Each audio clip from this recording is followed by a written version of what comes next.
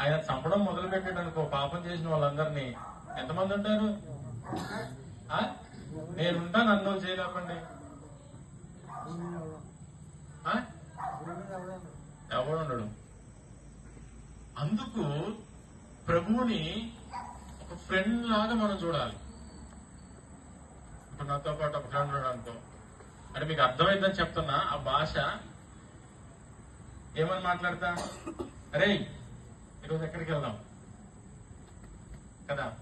మంచి best friend ఉన్నాడు అనుకో, మీకు ఎట్లా బిహేవ్ చేస్తారు మీరు? అన్ని చెప్తావా? నీ లోపల ఉన్నాయి అన్ని చెప్తావా? ఏమి చాపెట్టావా? తెలంగాణ అందుకు ఆ భాషలో మాట్లాడతాను. ఏం దాచిపెట్టావా? ఏం చాపెట్టావా? అన్ని చెప్తావు కదా. నీ సీక్రెట్స్ అన్ని చెప్తావు కదా. కదా, ఇద్దరు బెస్ట్ ఫ్రెండ్స్ ఉంటే సీక్రెట్స్ అన్ని షేర్ చేసుకుంటారు కదా. మరి నువ్వు షేర్ చేస్తున్నావా? మరి ఈ రోజు యేసయ్యకి నీలో ఉన్న సీక్రెట్స్ అన్ని నువ్వు షేర్ చేస్తున్నావా? ప్రతిరోజు, ప్రతి క్షణము, ప్రతి ఉదయము, ప్రతి మధ్యాహ్నము, సాయంత్రము నువ్వు చేసిన పొరపాట్లను బట్టి, చూసిన విధానాన్ని బట్టి, ఇంకా సంథింగ్ అనేక విషయాల్లో ఈ రోజు నేను ఇది చేశాను ప్రభు అని ఎంతమంది సీక్రెట్స్ అన్ని ప్రభువుకి చెప్పగలుగుతున్నారు? Raise your hands. చేతులు ఎత్తండి. అబద్ధం అనకూడదు.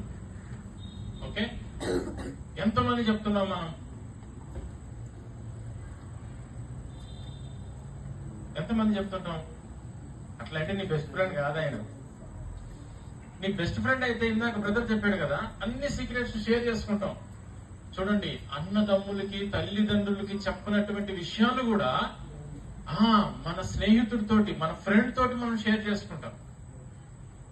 ఈ ఫ్రెండ్ ఎప్పుడైతే నీకు అర్థమవుతాడో, ఈ మంచి స్నేహితుడు నీకు ఎప్పుడైతే అర్థమవుతాడో, అప్పుడు నువ్వు ఆయన్ని ప్రేమించగలుగుతావు, విధేయత చూపించగలుగుతావు. ఆ భక్తి అనేది నీలో ప్రారంభమవుతుంది. ఆయన అర్థం కానంత వరకు, ఎవరు? ప్రభు. ఆ ఫ్రెండ్ నీకు అర్థం కానంత వరకు నువ్వు ఆయనతో సహవాసం చేయలేవు, నువ్వేం షేర్ చేసుకోలేవు. నీ పాపం కొనసాగుతూనే ఉంటుంది. నీ ఆలోచనలు మారవు, నీ తలంపులు మారవు. పౌలు అంటాడు, పౌలు మహాభక్తుడు కదా, తెలుసు కదా అందరికి. పౌలు అంత మహనీయుడే అంటాడు, నా తలంపులకు అయ్యా నువ్వు కావలుగా ఉండని అంటాడు. ఉందా బైబిల్ అన్నమాట?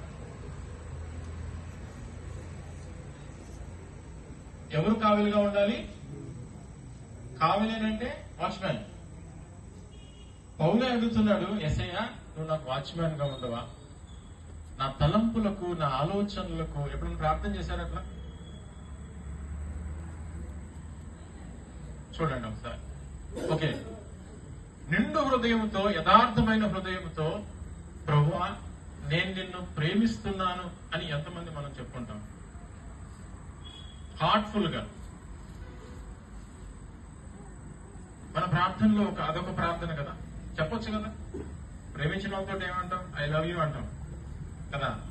భార్యతో గాని, లేదంటే తల్లిదండ్రులతో గాని, ఎవరైనా మనం ప్రేమిస్తే కదా ఐ లవ్ యూ అని అంటాం.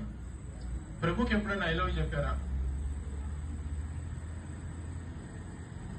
అమ్మాయిలకైతే చెప్పేస్తాం, అమ్మాయిలు అబ్బాయిలకైతే చెప్పేస్తారు, వెనక ముందు ఏం చూడరు.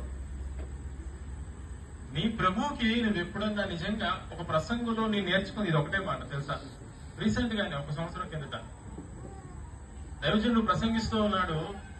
ఏం చెప్తానా, ఏం నేర్చుకుందామనే ఆశతో నేను ఎదురు చూస్తూ ఉన్నప్పుడు దేవుడు నాకు నేర్పించింది ఆ రోజు ఇది ఒకటే మాట. ఆయన నార్త్ కొరియా నుంచి వచ్చినటువంటి పాస్టర్. ఆయన ఏమన్నాడు తెలుసా? ఒక మధ్యలో ప్రసంగంలో ఐ లవ్ యూ జీసస్ అన్నాడు. అదొక్కటి నన్ను పట్టుకుంది. నా ప్రార్థనలో నేను అదొక్కటి పలుకుతూ ఉంటా ఇప్పటికీ కూడా. చూడండి, నిజంగా మనం చెప్పామా? చెప్పుండం. చెప్పండి ఇక నుంచి నువ్వు ఎంతగా ప్రేమిస్తున్నావు అనేది నీ ప్రభుత్వం సూటిగా మాట్లాడు, చెప్పు. సమయం పరిగెత్తుతానే ఉంది. ఓకే, దేవునికి మహిమ కలుగును గాక. మరి చూడండి, ఇలాంటి ఆలోచనతో, ఇలాంటి వైఖరితోటి ఒక